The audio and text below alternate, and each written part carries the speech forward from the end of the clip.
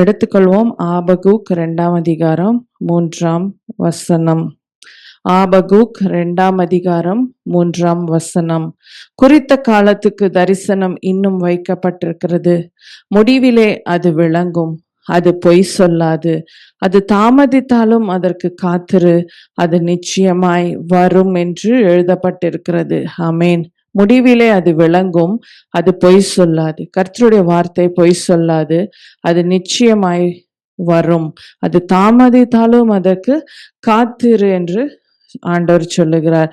அது நிச்சயமாய் வரும் என்று நம்ம பார்க்கிறோம். ஹல்லேலூயா. நம்ம ஒவ்வொரு முறையும் நினைக்கிறோம், ஆண்டவர் என்னோட பேசணும், அந்த பேசுகிற வார்த்தை தான் ஆசீர்வாதம்னு. இப்போ ஒருத்தர் மௌனமாவே இருக்காங்க நம்ம வீட்டில் அப்படின்னா நம்ம யோசிப்போம், என்ன இவர் பேசவே மாட்டேங்கிறார், ரொம்ப மௌனமா இருக்காங்க, பேசுனா தானே நம்ம எல்லாரோடையும் பழகினா தானே நல்லா இருக்கும் அப்படின்னு நினைக்கிறோம். அதே போல ஆண்டவரும் ஏதாவது நம்ம கிட்ட பேசிக்கிட்டே இருக்கணும், நமக்கு ஏதாவது செய்துக்கிட்டே இருக்கணும்னு யோசிக்கிறோம். ஆனா ஆண்டவர் பேசுகிறது, அவருடைய வார்த்தை சத்தம் எப்படி வல்லமையுடையதா இருக்குமோ அதே போல ஆண்டவருடைய மௌனமும் வல்லமையுடையது என்பதை தான் இன்றைக்கு நம்ம தியானிக்க போகிறோம். God's silence is equally powerful. எப்படி ஆண்டவர் பேசுகிறாரோ அதே போல ஆண்டவருடைய மௌனம் கூட ஆண்டவருடைய வல்லமையை வெளிப்படுத்துகிறது. ஏன் ஆண்டவர் ரொம்ப சைலண்டா இருக்காரு? நான் எத்தனை மாசமா ஜெபிக்கிறேன், வருடங்களா ஜெபிக்கிறேன், என் பிள்ளைக்கு குழந்தை வேணும்னு. எத்தனை நாளா நான் ஜெபிக்கிறேன், என் பிள்ளைக்கு திருமணம் ஆகணும்னு. ஒரு நல்ல வேலைக்காய் ஜெபிக்கிறேன், நல்ல ஒரு எதிர்கால வாழ்க்கை எங்க பிள்ளைகளுக்காய் வேண்டும்னு ஜெபிக்கிறேன். ஏன் ஆண்டவர் பேசுறதே இல்லை? ஏன் இந்த மௌனமா இருக்காரு? அவர் என்னோட விஷயத்துல மட்டும் அவருக்கு காதே கேட்கலையா நான் ஜெபிக்கிறது? இல்ல அவர் என்ன மட்டும் ஏன் அப்படியே விட்டுறாரு அப்படின்னு நிறைய நம்ம குவெஸ்டின் பண்றோம். ஆண்டவரை நான் மறந்துட்டாரா அப்படின்னு யோசிக்கிறோம். இல்ல பிரியமானவர்களே, ஒரு காரியத்தை நம்ம நல்லா புரிந்து கொண்டா அந்த மௌனம் கூட, ஆண்டவருடைய மௌனம் கூட வல்லமையுடையதுன்னு புரிந்து கொள்ள முடியும். அதாவது சைலண்டா ஆண்டவர் இருக்கார், அமைதியா இருக்காருனாலே அவர் எதையோ ஆயத்தப்படுத்தி கொண்டிருக்கிறார் என்பதுதான் அர்த்தம். ஆமென். அது சாதாரணமான ஒரு ஆயத்தம் அல்ல, மிகப்பெரிய ஆசீர்வாதத்திற்கான ஆயத்தமாய் அந்த மௌனம் நமக்கு வெளிப்படுத்தும். ஆமென். இந்த இந்த ஆசீர்வாதம் இந்த உலகத்தோட முடியிற ஆசீர்வாதம் இல்ல, நித்தியமாய் இருக்கிற எவர்லாஸ்டிங் பிளெஸ்ஸிங், நிரந்தரமான ஒரு ஆசீர்வாதமாய் அது நமக்கு மாறும். ஆனா அதே ஆண்டவர் இந்த மௌனத்தை விட்டு வெளியே வரும் பொழுது, அல்லது இந்த மௌனத்தை விட்டு அவர் பேசும் பொழுது பெரிய காரியங்களை பார்க்க முடியும். அந்த சைலண்ட் பீரியட் நமக்கு ரொம்ப கஷ்டமானதா இருக்கும். அந்த சைலண்ட் பீரியட் முடித்து அவருடைய வார்த்தை வரும் பொழுது அது மிகப்பெரிய செயல்களை செய்ததை வேதத்துல நம்ம நிறைய இடங்கள்ல வாசிக்க முடியும். சிலரோட வாழ்க்கையை நம்ம உதாரணத்திற்கு என்று பார்ப்போமே, ஆனா ஆபிரகாமோட வாழ்க்கையில ஆண்டவர் 75 வயது அவருக்கு இருக்கும் பொழுது வாக்கு பண்ணினார், உனக்கு ஒரு சந்ததியை தருவேன், வாக்குத்தத்தம் பண்ணப்பட்ட சந்ததியாய் அது இருக்கும். 75வது வயதுல.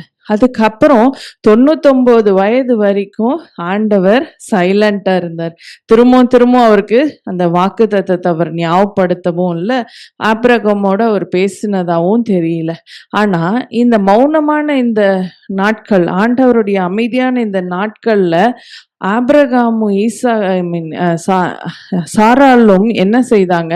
ஆண்டவருக்கு உதவி செய்வோம், அவர் அமைதியா இருக்காருன்னா ஏதோ ஒரு காரணம் இருக்கும் அப்படின்னு சொல்லி இவர் நம்மால முடியல, அதனால வேற ஒருத்தியை இவருக்கு மனம் முடித்து வைத்தா ஆண்டவருடைய வாக்கு தத்துவம் நிறைவேறும்னு தப்பான எண்ணம் கொண்ட சாரா ஆகாரை தன் கணவருக்கு திருமணம் செய்து வைக்கிறத பார்க்கிறோம். ஆண்டவருடைய அந்த மௌனமான நாட்கள்ல நாம காத்திருக்காம எடுக்கிற முடிவுகள் கடைசி வரை பிரச்சனைக்குரியதா மாறுது. அதனாலதான் இஸ்மவேலரால இன்றைக்கு வரைக்கும் பிரச்சனைகளும் பாடுகளும் இருக்கு. 99 வயது வரைக்கும் அவர் சைலண்டா இருந்தாரு. ஆனா காத்திருக்க ஆபிரகாமுக்கும் சாராளுக்கும் முடியாம போனது. தவறான முடிவை எடுத்து ஆகாரை திருமணம் செய்ததுனால காரியங்கள் அவர்களுடைய தீர்மானத்தின்படி நடந்ததே தவிர, ஆண்டவர் வாக்கு பண்ணுனதுதான். அவர் எதையுமே ஏன் இப்படி செய்ற? ஏன் இந்த திருமணம் ஒழுங்கு செய்த? அது நான் சொல்லியிருக்கேன்ல, இத செய்யக்கூடாதுன்னு எதுவுமே தடை செய்யல. சரி என்ன வேணுமோ பண்ணட்டும்னு விட்டுட்டாரு. ஆனா அவர் சொன்ன வார்த்தையின்படி 100வது வயதுல அந்த வாக்கு மாறாத அந்த வாக்குத்தத்தம் ஈசாக்காய் வாக்குத்தத்தம் பண்ணப்பட்ட பிள்ளையாய் பிறந்ததை பார்க்கிறோம். ஹல்லேலூயா. இப்படியாய் நம்மோட வாழ்க்கையில நிறைய ஜெபங்களுக்கு பதில் தாமதிக்கும் பொழுது, அதுக்கு காத்திருக்காதபடி நாம ஒரு முடிவு எடுக்கும் பொழுது அது எல்லாம் தவறுகளாக முடிவடைகிறது. அதனாலதான் ஆபகுக் 2:3 அது தாமதித்தாலும் அதற்கு காத்திரு, அது நிச்சயமாய் வரும் என்று எழுதப்பட்டிருக்கு. நிச்சயமாய் வரும். ஆண்டவர் சொன்னா அதை வாபஸ் வாங்கவே மாட்டார். சொன்னா சொன்னதுதான். ஆனா நாம் அதற்கு காத்திருக்கணும் என்று அவர் எதிர்பார்க்கிறார். ஹல்லேலூயா. ஆண்டவருடைய மௌனம் அது முடியும் பொழுது பிரமிக்கத்தக்க ஆசீர்வாதங்களை நாம் காண முடியும். ஹல்லேலூயா. பழைய ஏற்பாட்டிற்கும் புதிய ஏற்பாட்டிற்கும் மத்தியில நீங்க பார்க்கும் பொழுது 400 வருடங்கள் இருக்கிறதை சைலண்ட் டேஸ், சைலண்ட் இயர்ஸ் என்று சொல்லுவாங்க. அதுல என்ன நடந்ததுன்னே யாருக்கும் தெரியாது. ஆனா அங்கு வாக்குத்தத்தங்கள் இல்ல, ஆண்டவர் அவர்களோட பேசவே இல்லைன்றதுதான் உண்மை. மல்கியா 3:1 ஆண்டவர் சொல்றாரு, இதோ நான் என் தூதனை அனுப்புகிறேன், அவன் எனக்கு முன்பாக போய் வழியை ஆயத்தம் பண்ணுவான். அப்பொழுது நீங்கள் தேடுகிற ஆண்டவரும் நீங்கள் விரும்புகிற உடன்படிக்கையின் தூதனுமானவர் தம்முடைய ஆலயத்துக்கு தீவிரமாய் வருவார். இதோ வருகிறார் என்று சேனைகளின் கர்த்தர் சொல்லுகிறார். இந்த இடத்துல நம்ம பார்க்கிறோம், என் தூதனை அனுப்புகிறேன், அவன் எனக்கு முன்பாக போய் வழியை ஆயத்தம் பண்ணுவான் சொல்லிடுறாரு மல்கியால. ஆனா அதுக்கு பின்பதாக புதிய ஏற்பாடு வரைக்குமே எந்த ஒரு வார்த்தையும் அவர்களுக்கு அருளப்படவே இல்லை. வாக்குத்தத்தங்கள் இல்லாத, ஆண்டவருடைய வார்த்தை இல்லாத, ஆண்டவருடைய சத்தம் இல்லாத வருடங்களாய் 400 வருடங்கள் இருந்தது. அப்ப எப்படி இருந்திருக்கும் அந்த நாட்கள்ன்றத நம்ம கற்பனை கூட செய்து பார்க்க முடியல. கர்த்தருடைய வார்த்தை கிடைக்காத ஒரு பஞ்ச நாட்கள்னு கூட நம்ம சொல்ல முடியும். அதனால்தான் சொல்றோம், அப்படிப்பட்ட காலங்கள் வர்றதுக்கு முன்னாடி நல்லா வேதம் வாசித்துருங்க, ஆலயத்துக்கு போகிற இந்த காலம் வரும்பொழுது பயன்படுத்தி கொள்ளுங்கன்னு. கொரோனா பீரியட்ல நம்ம ஆலயத்துக்கு போக முடியாம தவிச்சோம். ஆன்லைன் இருந்ததுனால நம்ம கொஞ்சம் ஆராதனையில பங்கு பெற முடிந்தாலும் வெளியே கூட போக முடியாத ஒரு நாட்கள். அப்பொழுது நம்ம எல்லாரும் யோசித்தோம், இனிமே கரெக்டா ஆலயத்துக்கு போயிடுவோம். ஆனா இன்றைக்கு அதையும் மறந்து அநேகர் ஆலயத்துக்கு வருவதே இல்லை. இப்படியா இந்த பழைய ஏற்பாட்டுக்கும் புதிய ஏற்பாட்டுக்கும் 400 வருடங்கள் கர்த்தருடைய வார்த்தை இல்லாத, கர்த்தருடைய சத்தம் இல்லாத பஞ்ச நாட்களா இருந்தது. அப்ப எப்படி இருந்திருக்கும்? சகரியாக்கு தான் மல்கியாக்கு ஆண்டவர் சொல்லி வாக்கு பண்ணார். ஆனா அது நிறைவேற தாமதமாகி கொண்டே வந்தது. அதன் பின்பதாக ஆண்டவர் அந்த மௌனம் கலைக்கும் பொழுது, ஆண்டவர் பேசும் பொழுது அவருடைய சத்தம் யாருக்கு வருகிறதுனா புதிய ஏற்பாட்டுல சகரியாக்கு வருகிறது. அவன் ஆசாரிய ஊழியம் செய்து கொண்டிருக்கும் பொழுது உனக்கு ஒரு மகன் பிறப்பான்னு தேவதூதன் சொல்லுகிறதை நம்ம கேட்கிறோம். ஆனா அதை ரொம்பவே குழந்தை இல்லாத விரக்தியில இருந்த சகரியா கொஞ்சம் சந்தேகப்படும் பொழுது அவரே சைலண்ட் ஆக்கிட்டாரு ஆண்டவர். குழந்தை பிறக்கிற வரைக்கும் நீ மௌனமா இரு அப்படின்னு ஆண்டவர் அவன் வாயை கட்டு வைக்கிறார். ஆனா அவன் வாயை திறந்து பேசும் பொழுது யோவான் என்று அவனுக்கு பெயரிடணும்னு மௌனம் கலைகிறார் சகரியா. இப்படி அந்த 400 வருஷத்தின் அமைதி வெளிப்படும் பொழுது, ஆண்டவர் பேசும் பொழுது அது யோவான் ஸ்நானகன் பிறப்பை அறிவிக்கிற ஒரு சத்தமாய் மாறுகிறது. மல்கியால என்ன சொல்றாரு, இதோ நான் என் தூதனை அனுப்புகிறேன், அவன் எனக்கு முன்பாக போய் வழியை ஆயத்தம் பண்ணுவான். அவர் யோவான் ஸ்நானகன் பிறந்தாதான் மேசியா பிறக்க முடியும். அதற்காக தான் இந்த சைலண்ட் இயர்ஸ் ஆண்டவர் காத்து கொண்டே இருக்கிறார். ஒவ்வொரு காரியமும் அவருடைய தீர்மானத்தின்படி நிறைவேறணும்னு. மேரி குழந்தை பரிசுத்த ஆவியானவரின் கிருபையினால கன்சீவ் ஆகி இருக்கும் பொழுது எலிசபெத் வீட்டுக்கு வருகிறத நம்ம பார்க்கிறோம். லூக்கா 1:41 வாசித்து பார்த்தீங்கன்னா, எலிசபெத் மரியாளோட வாழ்த்துதலை கேட்ட பொழுது அவரோட வயிற்றில் இந்த பிள்ளை துள்ளிற்று. எலிசபெத் பரிசுத்த ஆவியினால் நிரப்பப்பட்டு உரத்த சத்தமாய் சொல்றாங்க, ஸ்ரீகளுக்குள்ளே நீ ஆசீர்வதிக்கப்பட்டால், அப்படி எல்லாம் சொல்லி வரும்பொழுது, என் ஆண்டவருடைய தாயார் என்னிடத்தில் வந்தது எனக்கு எதினால் கிடைத்தது. ஹல்லேலூயா.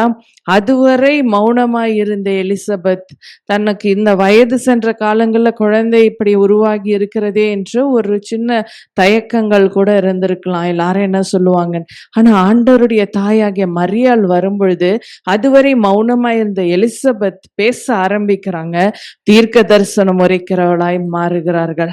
என் ஆண்டவருடைய தாயார் என்று அவர் சொல்லுகிறதை நம்ம கேட்கிறோம். ஹல்லேலூயா.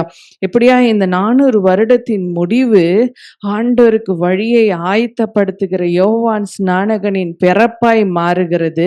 அதை தொடர்ந்து மேசியாவாகிய இயேசு கிறிஸ்துவின் பிறப்பு வருகிறதை நாம காண்கிறோம். ஹல்லேலூயா.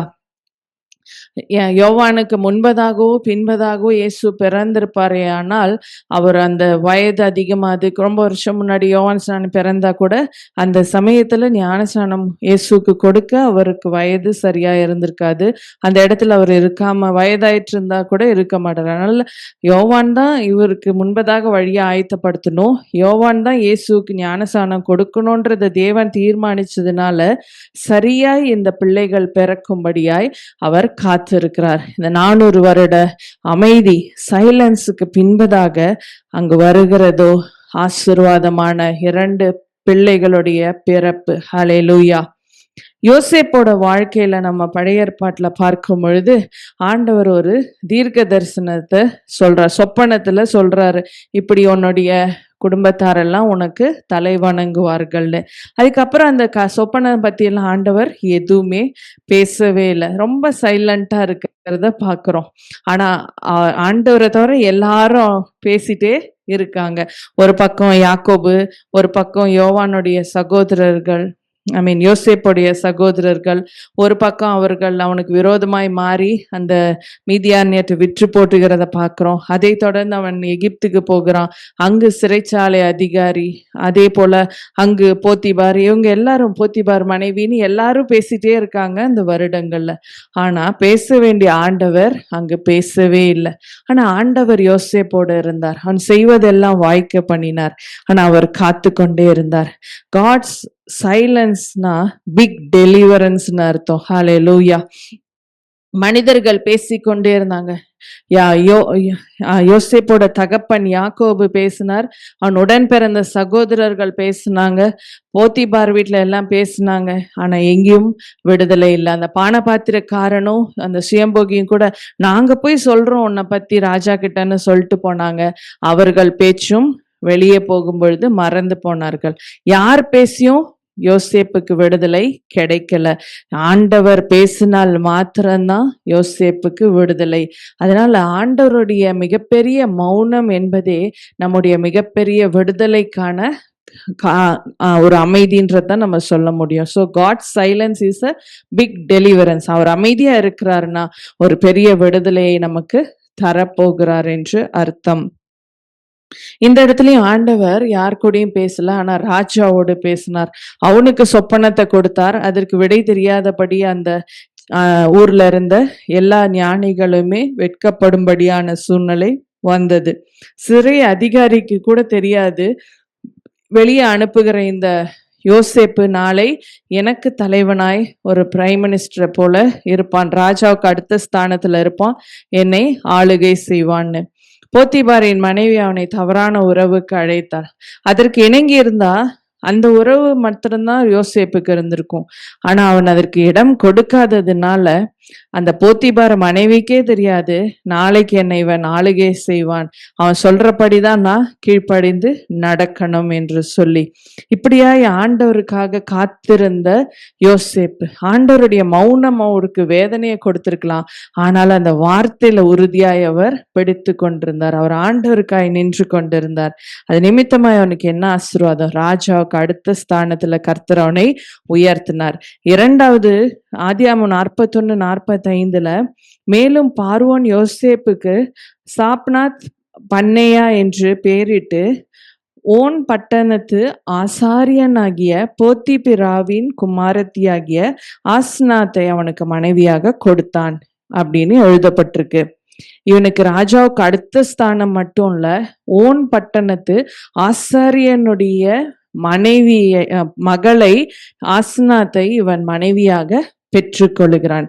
2 ஆசீர்வாதத்தை ஆண்டவர் அவனுக்கு அந்த இடத்தில் கொடுக்கிறதை பார்க்கிறோம். ஹல்லேலூயா. அடுத்ததாக நம்ம மோசேவை குறித்து பார்க்கும் பொழுது, அவன் குழந்தை பிறந்து நாணல்பேட்டையில வைத்து அரண்மனைக்கு அனுப்பியாச்சு. ஆனாலும் 40 வருடம் அவன் அங்கு வளர்ந்தானே தவிர கர்த்தருடைய வார்த்தை வரல. அவங்க தாய் நினைச்சாங்க இந்த மகன் மூலமா நமக்கு ஒரு ரட்சிப்பு கிடைக்கும்னா, அதுக்கான எந்த அறிகுறியும் இல்லாம அவன் அரண்மனையில தான் வளர்ந்து கொண்டே இருந்தான். ஆண்டவருடைய மௌனம். ஆனா ஒரு புறம் பாத்தீங்கன்னா 430 வருடம் அவர்கள் அடிமைகளாக எகிப்துல இருந்தாங்க. 430 இயர்ஸ் அவங்க சைலண்டா ஆண்டவர் இருந்தார், பார்த்து கொண்டே இருந்தார் என்ன நடக்குதுன்னு. இல்ல அப்ப எவ்வளோ ஒரு அந்த காத்திருக்கிற வருடங்கள் எவ்வளோ இருந்திருக்கும். அவங்க குடும்பத்துல எல்லாரும் மரித்து அடுத்த சந்ததிகள் வந்திருக்கும். ஆனா அவர்கள் வெளிச்சத்தையே காண முடியவே இல்லை. அவங்க அழுது கொண்டே இருக்காங்க. ஆனா ஆண்டவர் அமைதியாய்தான் இருந்தார். ஆனா இந்த 40 வருடம் மோசேக்கு ஆண்டவர் அரண்மனையில பயிற்சி அளித்து கொண்டே வந்தார். சகல கலைகளிலும் அவன் தேறினவனாய் மாற வேண்டும் என்று ஆண்டவர் காத்து கொண்டிருந்தார். அதே போல் ஆண்டவருடைய அந்த பவர்ஃபுல் பிளான், நல்ல ஒரு வல்லமையான திட்டங்கள் அவருடைய மௌனத்துல தான் இருக்கிறது. அதை தொடர்ந்து அவன் இவங்களை விடுவிக்கிறவனா போனானா அப்படின்னு பார்த்தா அதுவும் இல்லை. 40 வருஷத்துக்கு முடித்து திருப்பி ஒரு 40 வருடம் மாமனார் வீட்டுல போய் அவன் தங்க வேண்டிய ஒரு சூழ்நிலை வந்தது. அங்கேயும் ஒவ்வொரு நாள் ஆடு மேய்ச்சிட்டு என்ன வாழ்க்கை, நல்ல அரண்மனையில இருந்தேன், இன்னைக்கு வனாந்தரத்துல ஆடு மேய்ச்சிட்டு இருக்கேன்னு சோர்ந்து போயிருக்கலாம். ஆனாலும் ஆண்டவர் 40 வருடம் அங்கேயும் அவனை பழக்குவித்து கொண்டிருக்கிறார். நமக்கு அது 40 வருடமா இருக்கலாம்.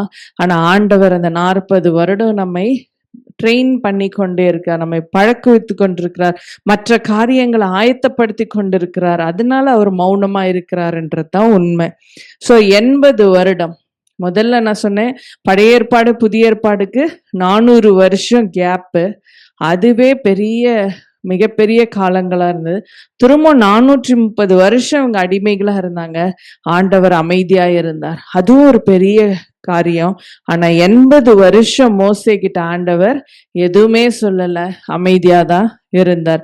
அதற்கு காரணம் மோசேவை அவர் அரண்மனையிலும் பழக்க வைத்தார், வனாந்திரத்திலையும் பழக்க வைத்தார். 40 80 வருடம் மோசேக்கு ஆண்டவர் எதுவுமே பேசல, சைலண்டா இருந்தார். நம்ம ஒரு காரியத்துக்கு ஜெபிக்கிறோம், இன்னைக்கு ஜெபிச்சுட்டு உடனே பதில் வரணும், இன்னைக்கு ஜெபிச்சுட்டு இன்னைக்கே இது நடந்துடணும், இன்னைக்கே திருமணம் ஆயிடணும், இன்னைக்கே கருவுற்றணும், அல்லது இன்னைக்கே வேலையில ப்ரமோஷன் ஆர்டர் வரணும் அப்படின்னு எதிர்பார்க்கிறோம், காத்திருக்கிறது இல்லை. ஆனா ஆண்டவர் சொல்றாரு 1 பேதுரு 5:6 ஆகியால் ஏற்ற காலத்திலே தேவன் உங்களை உயர்த்தும்படிக்கு அவருடைய பலத்த கைக்குள் அடங்கியிருங்கள்னு. ஏற்ற காலத்துல, ஆண்டவருக்கு ஏற்ற காலத்துல நமக்கு எது ஆசீர்வாதமோ அந்த காலத்துல ஆண்டவர் உயர்த்தும்படிக்கு அவருடைய பலத்த கைக்குள்ள நம்ம அடங்கி இருக்கணும்னு ஆண்டவர் எதிர்பார்க்கிறார். ஹல்லேலூயா. இந்த இடத்துல நான் சொன்னது போல 430 வருடங்கள் அந்த சைலன்ஸ், அவர்களுடைய அந்த அடிமை வாழ்க்கையில தேவனுடைய மௌனம் அல்லது அமைதி. God was very silent for 430 years. ஆனா அவர் அந்த மௌனத்தை விட்டு, ஆண்டவர் அந்த சைலன்ஸை விட்டு வெளியே வந்து பேசுகிறதை, அந்த சத்தத்தை மோசே அந்த முச்செடியின் மத்தியில கேட்ட பொழுது 430 வருட அடிமைத்தனத்திற்கு ஒரு விடுதலை கிடைத்தது. ஆண்டவருடைய சைலன்ஸ், காட்ஸ் சைலன்ஸ்னா பிக் டெலிவரன்ஸ், மிகப்பெரிய ஒரு விடுதலை. ஆண்டவருடைய அந்த அமைதி, ஆண்டவருடைய மௌனம், அது மிகப்பெரிய ஒரு விடுதலையை நமக்கு பெற்று தர வல்லமையுடையது. அவர் பேசும் பொழுது எப்படி வல்லமையோ, அவருடைய ஆடையை தொடும் பொழுது வல்லமையோ, அவர் ஒரு வார்த்தை சொல்லும் பொழுதே எப்படி வல்லமையோ, அவருடைய தழும்புல எப்படி வல்லமையோ, அவருடைய அந்த எப்படி சொல்ல, அவருடைய அந்த மௌனமே அதே போல வல்லமையுடையதுன்றதுதான் இன்றைக்கு நம்ம தியானித்து கொண்டிருக்கிறோம். எல்லாரும் அழுது கொண்டே இருக்காங்க. அந்த ரெட் சீல எப்படி ஆம், நம்ம கடந்து போக போறோம், பார்வோனுடைய ஆட்கள் வந்துகிட்டே இருக்காங்களே, என்ன செய்ய போறோம் அப்படின்னு எல்லாரும் அழறாங்க, பயப்படுறாங்க, கதறாங்க. ஆண்டவர் அமைதியா இருக்கார் பார்வோன் வர வரைக்கும். ஐயோ நெருங்கிட்டானே நெருங்கிட்டானே, நம்ம எல்லாம் அவ்வளவுதான் அப்படின்னு யோசிக்கிறாங்க. ஆனா சரியாய் அவன் ஒரு இடத்திற்கு வரும்பொழுது ஆண்டவர் மோசேயை கோலை நீட்ட சொல்றாரு. அந்த இடத்துல செங்கடல் பிளந்து இவர்கள் போகிறாங்க. அது ஒன் வே தான், நம்ம ரோட்ல இருக்கிற மாதிரி 2 வே போயிட்டு வர்றது கிடையாது. ஆனா அது பிராட்வேவா நல்ல ஒரு பெரிய ரோட போல அவர்களுக்கு எல்லா லட்சக்கணக்கான ஜனங்களும் போவதற்கு ஏற்ற ஒரு இடமாய் அந்த வெட்டாந்தரையாய் அந்த ரெட் சி மாறினதை பார்க்கிறோம். கர்த்தருடைய அந்த மௌனம் குறிப்பிட்ட கொஞ்சம் குறுகிய காலத்திற்காய் இருக்கலாம், அது நம்ம கடினமா இருக்கும். ஆனா நம்ம காத்திருக்கும் பொழுது ஒரு மிகப்பெரிய பிரச்சனைகள்ல இருந்து விடுதலை வருவதையெல்லாம் நம்ம காண முடியும். ஹல்லேலூயா. அதனாலதான் 2 ராஜாக்கள் 3:17, நீங்கள் காற்றையும் காண மாட்டீர்கள், மழையையும் காண மாட்டீர்கள், ஆனாலும் நீங்களும் உங்கள் ஆடுகளும் உங்கள் மிருக ஜீவன்களும் குடிக்கும்படிக்கு இந்த பள்ளத்தாக்கு தண்ணீரால் நிரப்பப்படும் என்று கர்த்தர் சொல்லுகிறார். காற்றும் இருக்காது, மழையும் இருக்காது, சத்தம் இருக்காது, வார்த்தை இருக்காது, ரொம்பவே அமைதியா இருக்கும். ஆனா பள்ளத்தாக்கு தண்ணீர்னால நிரம்பும். உங்க வாழ்க்கை ஆசீர்வாதத்தினால நிச்சயமாய் நிரம்பும். ஹல்லேலூயா, ஹல்லேலூயா. அதே போல நம்ம பார்க்கும் பொழுது இயேசு கிறிஸ்து படகுல போயிட்டே இருக்கிறார்கள் சீஷர்களோடு. ஆனா அவர் தூங்கிட்டே இருக்கார். இவங்க ஆண்டவரே எல்லாம் இறையுதே, நாங்க மடிந்து போக போகிறோம், உங்களுக்கு கவலையே இல்லையான்னு ஆண்டவரை போய் கேட்கிறாங்க. எல்லாம் இறைச்சலோட இருந்தது, கொந்தளித்து கொண்டிருந்தது. ஆனா ஆண்டவர் அமைதியா இருந்தார். ஆனா ஆண்டவர் மௌனத்தை விட்டு எழும்பி அதட்டும் பொழுது அவை எல்லாம் மௌனமாயின, அவை எல்லாம் அடங்கி போச்சு. ஹல்லேலூயா, ஹல்லேலூயா. அவர் நின்று ஒரு வார்த்தை சொல்லும் பொழுது எல்லாம் அமைதியாகும். அந்த அமைதி அவர் சொல்லும் வரைக்கும் கொந்தளிப்பா தான் இருக்கும். ஆனா ஆண்டவர் அமைதியா இருப்பார், பார்த்துட்டு இருப்பார். ஆனா நம்ம விசுவாசத்தை அவர் பார்த்து கொண்டிருக்கார். இந்த காலத்துல நம்ம சீஷர் இருப்போம், அன்றே நமக்கு கவலை இல்லையா, நாங்க மடிந்து போகிறோமேன்னு புலம்புறோமா, ஆண்டவர் என்ன தப்பு வைப்பாருன்னு நிற்கிறோமான்னு ஆண்டவர் பார்க்கிறார். ஆண்டவருடைய சைலன்ஸ் ஒரு பவர்ஃபுல் வெப்பன். ஹல்லேலூயா. ஆண்டவருடைய மௌனம் தான் பெரிய காரியங்களை வேதத்துல சாதித்திருக்கிறதை பார்க்கிறோம். ஆமேன். நம்ம ஆண்டவருடைய பிள்ளைகளா இருக்கும் பொழுது, அமைதியா இருக்கும் பொழுது பல பிரச்சனைகள் ஆண்டவர் மாற்றி போடுகிறதை நம்ம காண முடியும். மார்த்தாள் மரியாள் குடும்பத்துல மார்த்தாள் பேசிக்கொண்டே இருக்காங்க. ஏன் நீங்க சீக்கிரம் வந்திருந்தா இப்படி ஆயிருக்குமா, என் சகோதரன் மரித்து போனான், அது இதுன்னு. அப்புறம் நாற்றெடுக்குமே 4 நாள் ஆயிடுச்சு, எல்லாம் சொல்லிட்டே இருந்தாங்க. ஆனா எப்போ மார்த்தாள் அமைதியா இருந்தாலோ அந்த நேரத்துலதான் ஆண்டவர் அந்த இடத்துல லாசருவை வெளியே அழைத்து வருகிறார். நம்ம அமைதியா இருக்கும் பொழுது ஆசீர்வாதங்களை காண முடியும். ஹல்லேலூயா. அந்த திரள் ஜனங்கள் உண்பதற்கு ஏதாவது கொடுக்கணும், சாப்பிடுறதுக்கு பசியில இருப்பாங்கன்னு ஆண்டவர் சொல்லும் பொழுது சீஷர்கள்லாம் பதறாங்க. இவங்களுக்கு எங்க போய் நாங்க வாங்க முடியும், எல்லாத்துக்கும் வாங்குறதுக்கு பணமும் இல்லை, பணம் கொடுத்து வாங்கி வந்தாலும் அவர்களுக்கு பத்தாது, அவங்களே போய் சாப்பிட்டுக்கிட்டோம், அனுப்பி விட்டுருங்க அப்படின்னு சொல்றாங்க. ஆனா மௌனமா இருந்தது ஒரு சின்ன பையன். அவன்கிட்ட இருந்ததோ சில அப்பங்களும் சில மீன்களும். ஆனா அவன் அமைதியா இருந்ததுனால அந்த உணவை அவன் ஆண்டவருக்கு கடைசியா கொடுக்கிறான். இயேசு ஆசீர்வதித்து அதை கொடுக்கும் பொழுது திரள் ஜனங்கள் வந்து எல்லாரும் போஷிக்கப்பட்டு மீதம் எடுக்க ஆண்டவர் உதவி செய்தார். அமைதியா இருக்கும் பொழுது ஆசீர்வாதங்களை நம்ம காண முடியும். ஹல்லேலூயா.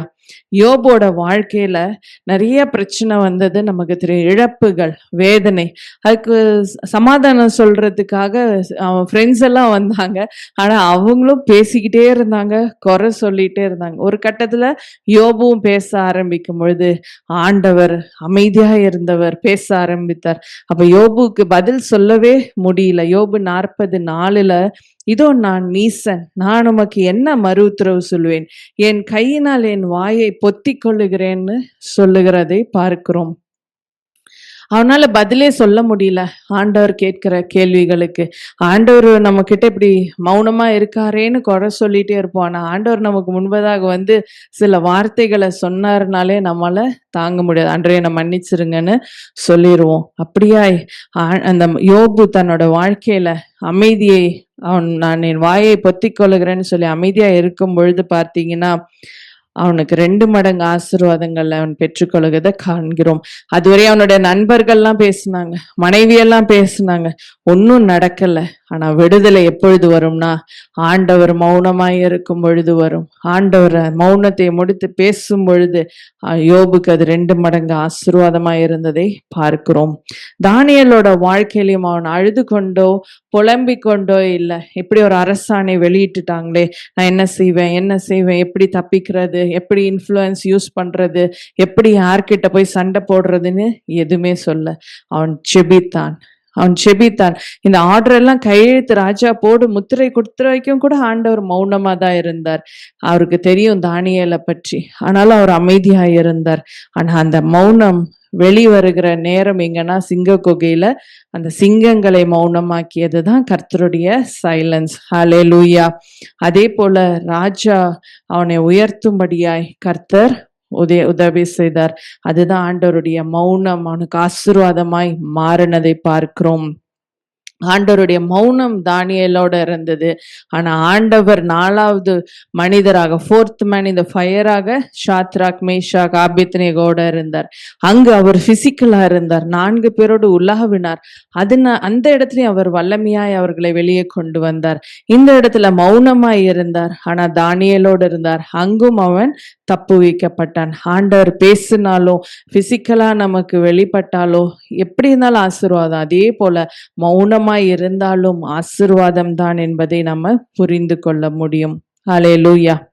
அதே போல சமாரியா ஸ்திரியை பார்ப்பதற்கு முன்பதாக அவர் கிணத்தடில அந்த ஊர்ல உட்கார்ந்து கொண்டே இருக்கிறார், காத்து கொண்டே இருக்கிறார், அமைதியா தான் இருக்கிறாரு. எங்கேயும் போய் யார்கிட்டயும் எதை பத்தியும் பேசவே இல்லை.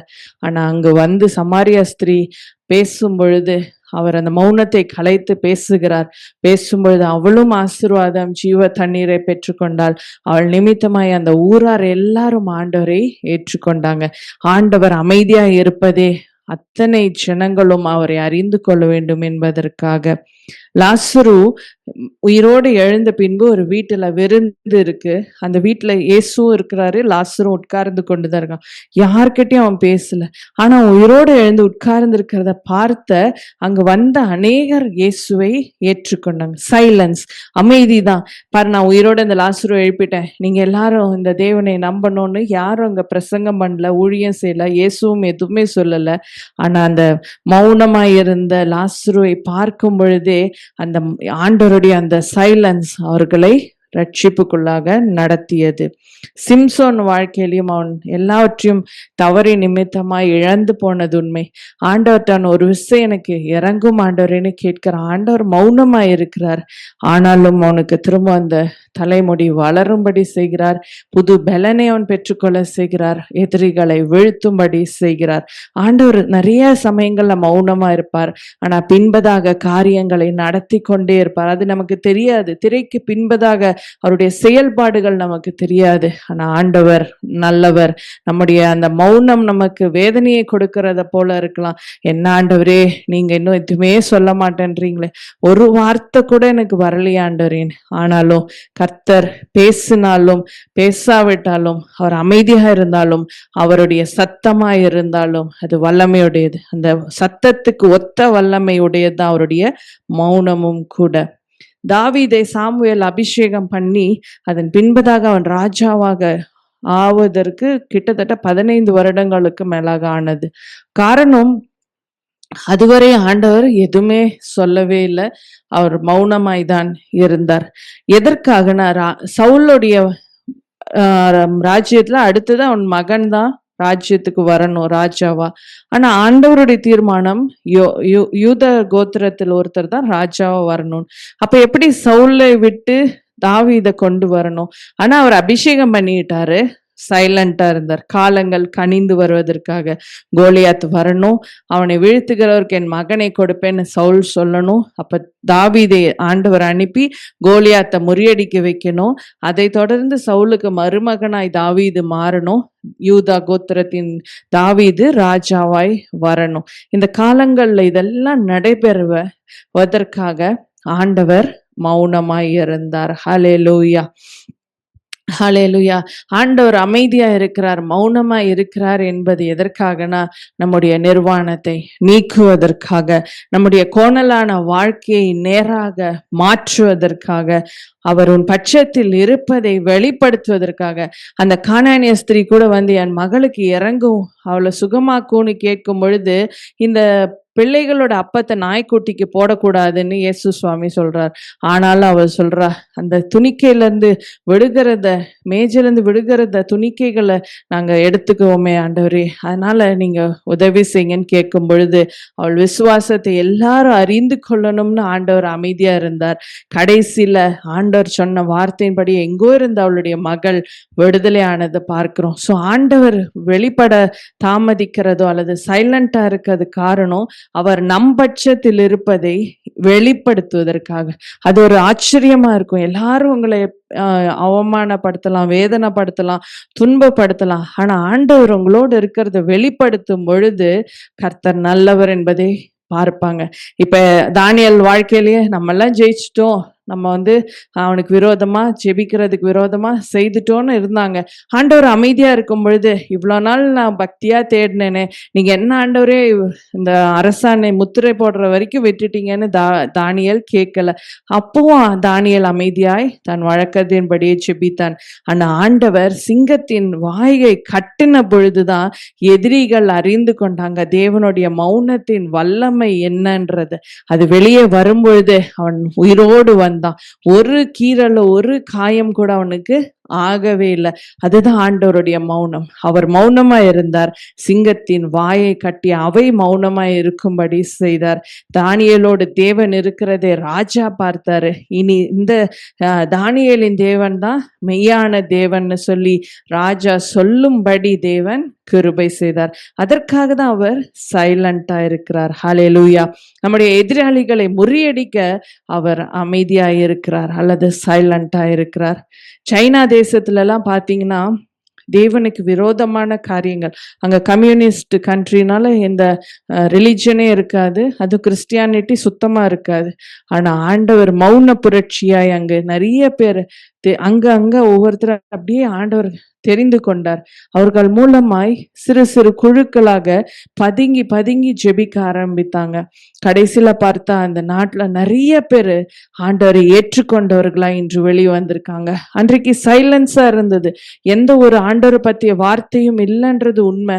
ஆனா அங்கொன்றும் இங்கொன்றுமாக ஆண்டவர் நிறைய பேரை தெரிந்து கொண்டதுனால இன்றைக்கு அந்த தேசத்துல அநேக கிறிஸ்தவர்கள் வந்திருக்கிறார்கள். ஹல்லேலூயா.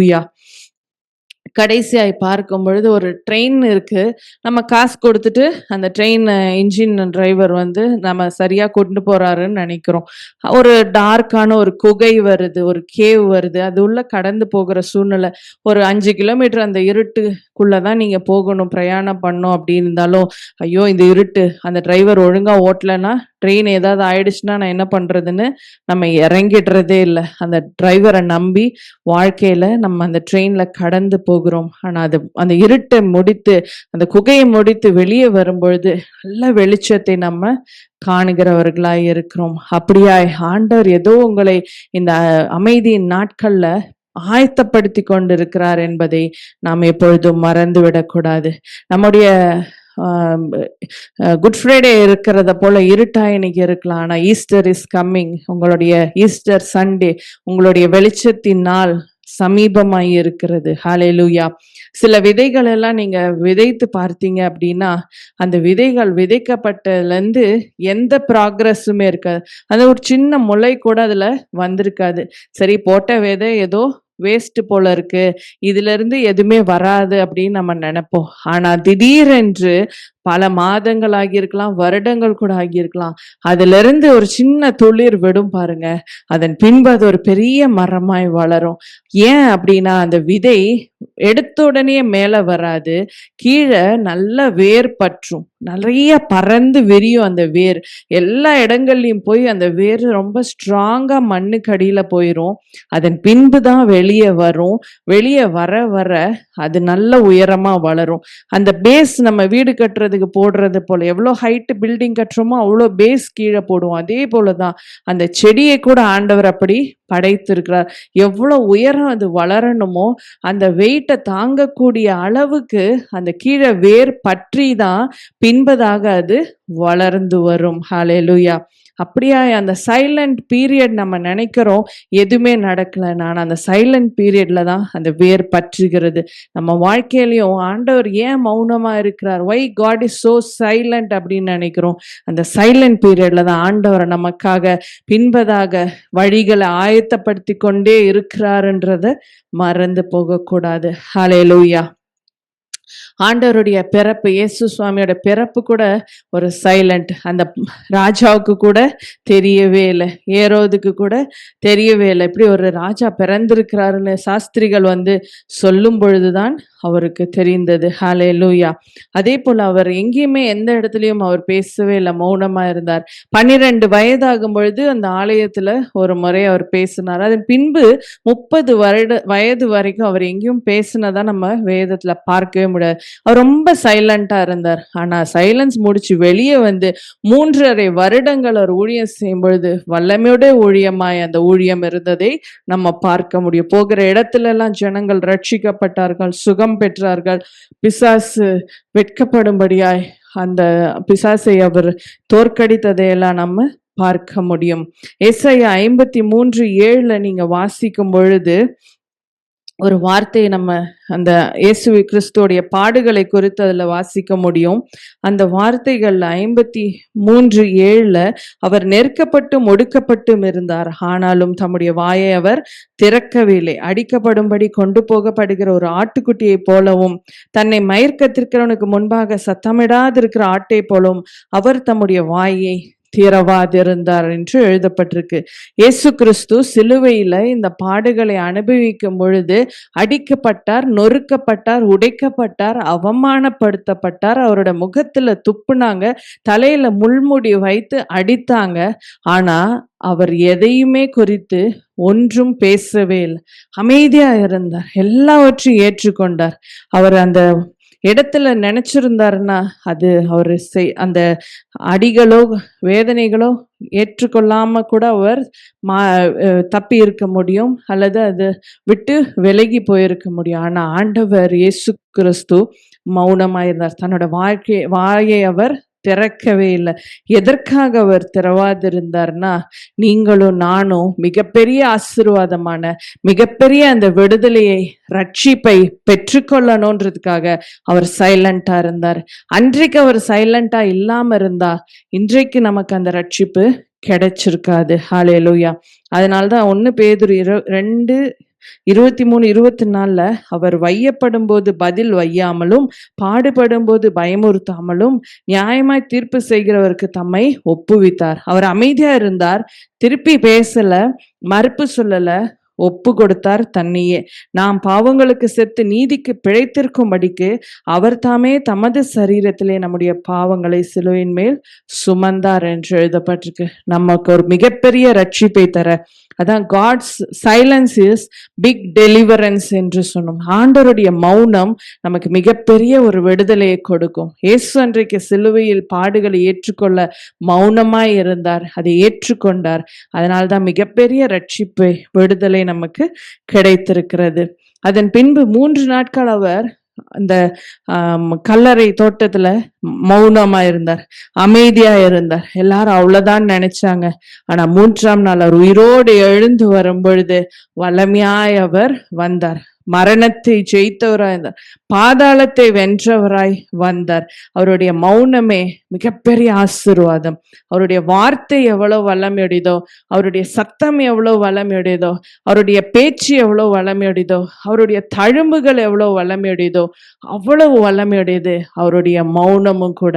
நிறைய நாட்கள் எனக்கு ஏன் இன்னும் பதில் வரல, ஏன் ஆண்டவர் மௌனமா இருக்கிறான்னு கேட்கிறோம். ஆனா இந்த மௌனம் அவர் காரியங்களை நமக்கு ஆசீர்வாதமாக ஆயத்தப்படுத்தி கொண்டிருக்கிறார் என்பதை நாம் மனதில் வைத்துக் கொள்வோம். அவரோட உயிர்த்தெழுந்தல் சமயத்துல சீஷர்கள் எல்லாம் பயந்து ஒரு ரூம்ல மறைந்திருந்தாங்க. பயத்தோட இருந்தாங்க. ஒருத்தருக்கு ஒருத்தர் பேசியிருக்கவே மாட்டாங்க. யார் என்ன வந்து நம்ம என்ன செய்துருவாங்களோ, டார்ச்சர் பண்ணுவாங்களோ, கொன்னுடுவாங்களோன்னு பயந்துட்டே இருந்திருப்பாங்க. ஆனா இயேசு அந்த இடத்துல வந்து மௌனத்தை கலைத்தார். சமாதானம்னு சொன்னார். பரிசுத்த ஆவியின் அபிஷேகத்தை அவர்கள் மீது ஊற்றினார்.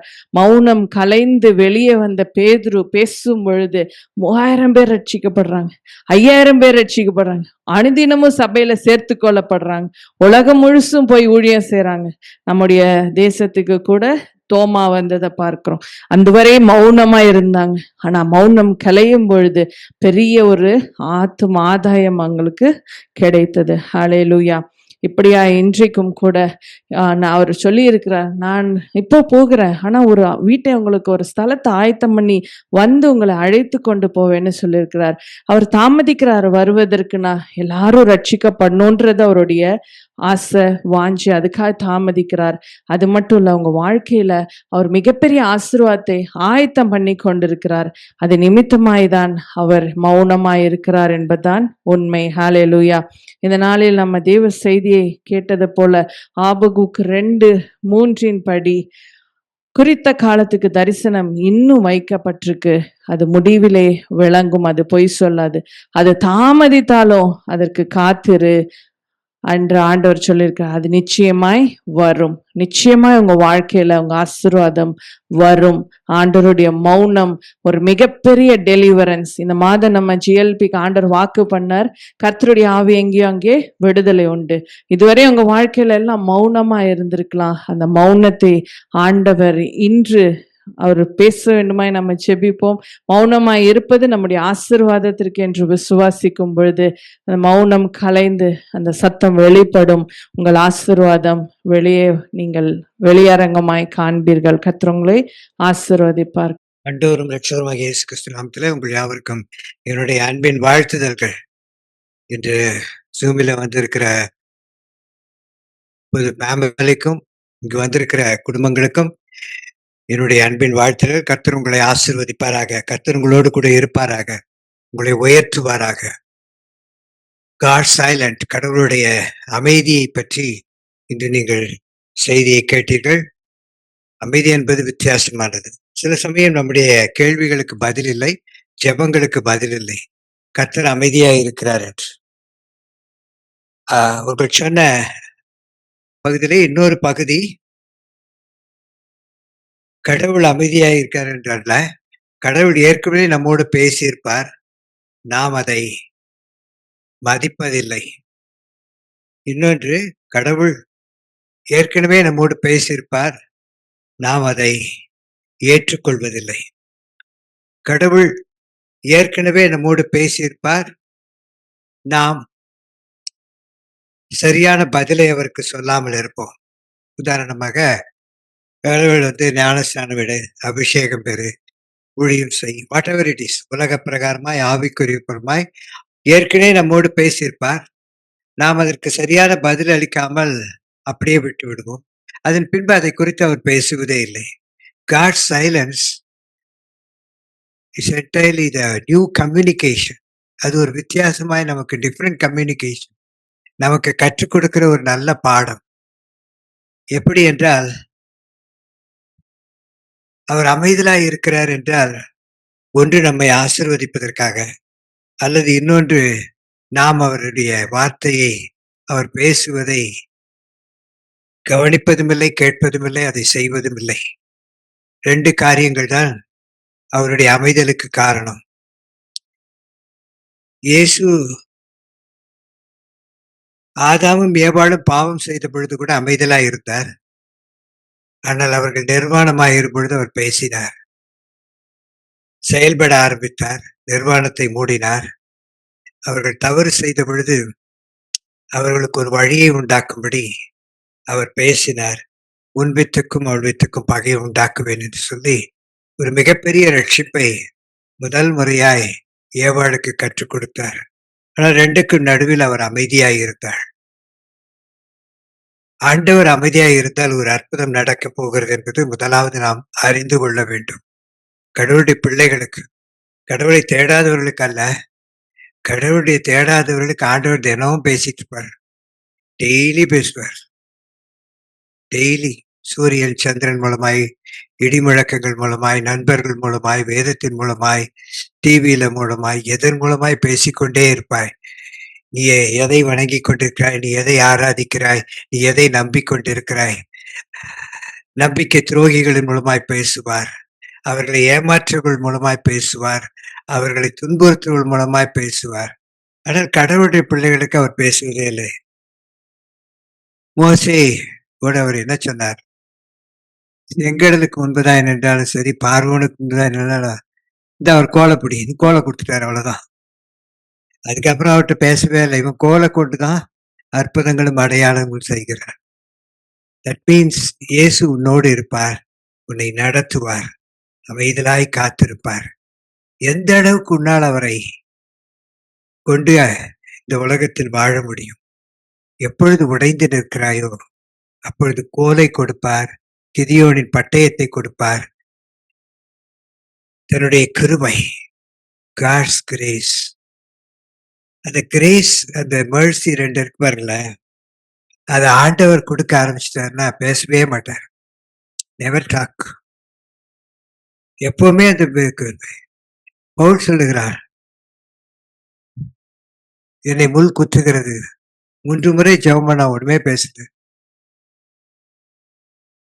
உன் பலவீனத்தில் என் பலன் பரிபூரணமாய் விளங்கும் என்று வார்த்தைக்கு. அது பின்பு அவர் அதுக்கு ஜெபமே பண்ணல. பட் ஆல் த டைம் அவருடைய மெர்சி அவனை தாங்கிக் கொண்டே இருந்தது. அவன் மரிக்கும் பரியதும் அவன் மெர்சி அவனை காப்பாற்றியது. வாழ்நாள் முழுவதும் யாரெல்லாம் ஆண்டவருடைய பிள்ளைகளாயிருப்பார்களோ, கர்த்தர் பேசுவதை விட கர்த்தர் அமைதலாய் இருந்தால் அது ஒரு ஆச்சரியத்தை கொடுக்கும். ஜெபத்திற்கு பதில் கிடைக்காவிட்டால் ஏதோ அற்புதம் நடக்கிறது என்பதை நீங்கள் புரிந்து கொண்டால் மிகவும் நலமாயிருக்கும். அந்த விசுவாசத்துக்கு நாம் கடந்து போக வேண்டும். ஐயோ, நான் நினைச்ச மாதிரி இது நடக்கலையே, நான் நினைச்ச மாதிரி அது நடக்கலையே, யோசித்துக் கொண்டே இருப்போம்னால் அவர் நடத்தி கொண்டிருக்கிற அதிசயத்தை காணாமலே போய்விடுவோம். இறைவனுடைய அன்பு வித்தியாசமானது. என்றைக்கும் அவர் உங்களோடு கூட பேச விரும்புவதை விட தான் நினைப்பதை செயல்படுத்த விரும்புகிறார்.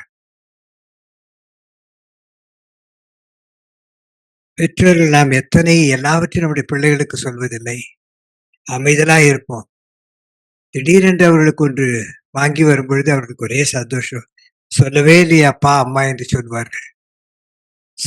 சாதாரண சமையல் கூட சில சமயம் தாய்மார்கள் பிள்ளைகளுக்கு சொல்லவே மாட்டார்கள். அவர்கள் பிடித்ததை பார்த்து பார்த்து செய்வார்கள். மாலை வரும்பொழுது அந்த பிள்ளைகளுக்கு ஆச்சரியமா இருக்கும். ஐயோ, எனக்கு பிடித்த நூடுல்ஸ் சொன்னது எனக்கு பிடித்த என்று சொல்வார்கள். அதுல இருக்கிற ஒரு சந்தோஷம் கிடைக்காத ஒரு சந்தோஷம். நூடுல்ஸ் இருக்கிறது என்று சொல்லிவிட்டால் சாயங்காலம் வரும்போதே நூடுல்ஸ் இருக்கும், அப்படிதான் வருவாங்க. அது இல்லைன்னா தான் பெரிய யுத்தமே நடக்கும் இல்ல? ஆனா அவர்கள் அறியாத ஒன்றை நீங்கள் செய்து வைத்திருக்கும் பொழுது எப்படி உள்ளம் பூரிக்கிறதோ அதுதான் ஆண்டவர்.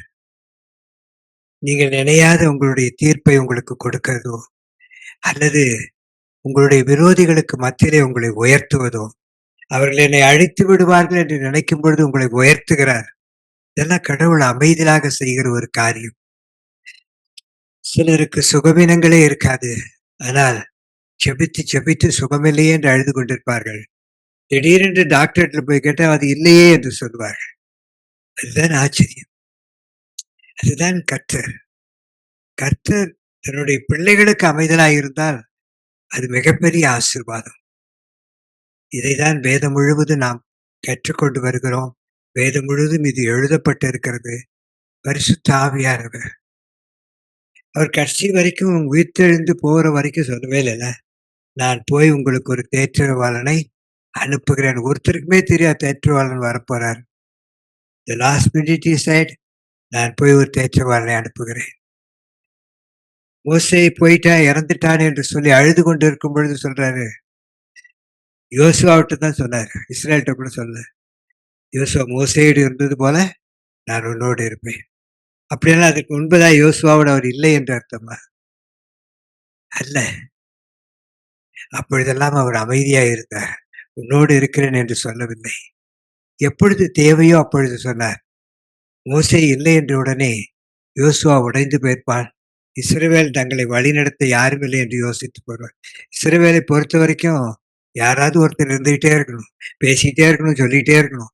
ஆரோன் இருக்கணும், மோசே இருக்கணும், யோசுவா இருக்கணும். யாரும் இல்லைன்னா ஓடிடுவானுங்க வேற எதாவது வணங்க. அவங்க எப்பவுமே அப்படிதான்.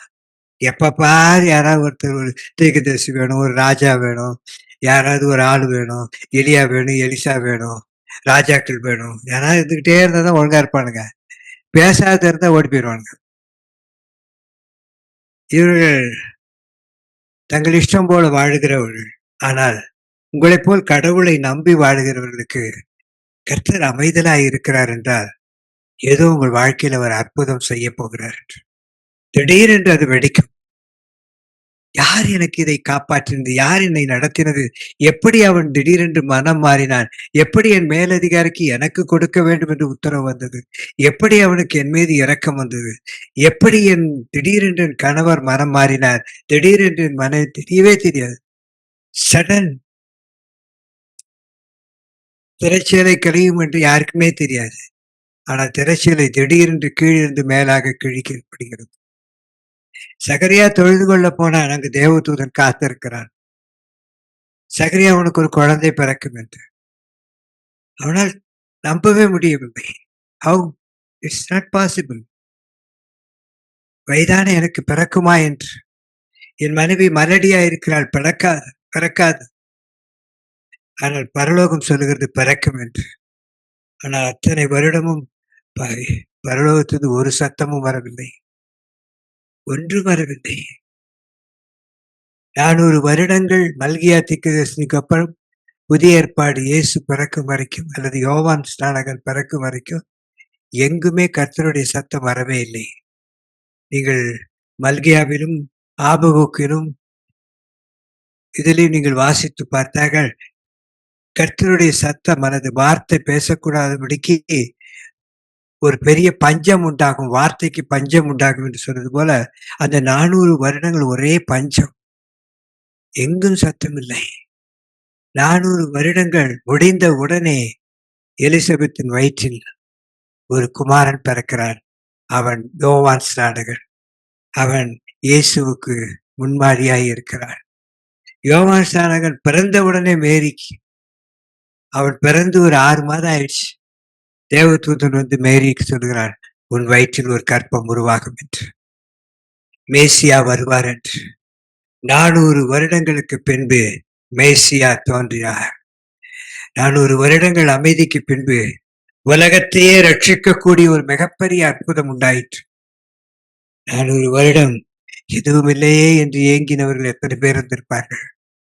ஆனால் பரலோகம் தீர்மானித்தால் தீர்மானித்ததுதான். ஆகவே நாம் ஜெபிக்க போகிறோம். நாம் எல்லாரும் ஜெபம் பண்ண போறோம். ஆண்டவரே, என் வாழ்க்கையில் ஏதோ ஒன்றிற்காக நீ அமைதியாய் இருக்கிறேன். நீ பேசும் பொழுதெல்லாம் எதையாவது நான் கேட்காம இருந்தால், அதற்கு நீ அமைதியாய் இருந்தால் நான் கேட்டுக்கொள்கிறேன், என்னோடு பேசும். அல்லது என்னை உயர்த்துவதற்காக அமைதியாய் இருந்தால் நான் காத்திருக்கிறேன் என்று சொல்லுங்கள். கர்த்தர் உங்களை உயர்த்துவார்.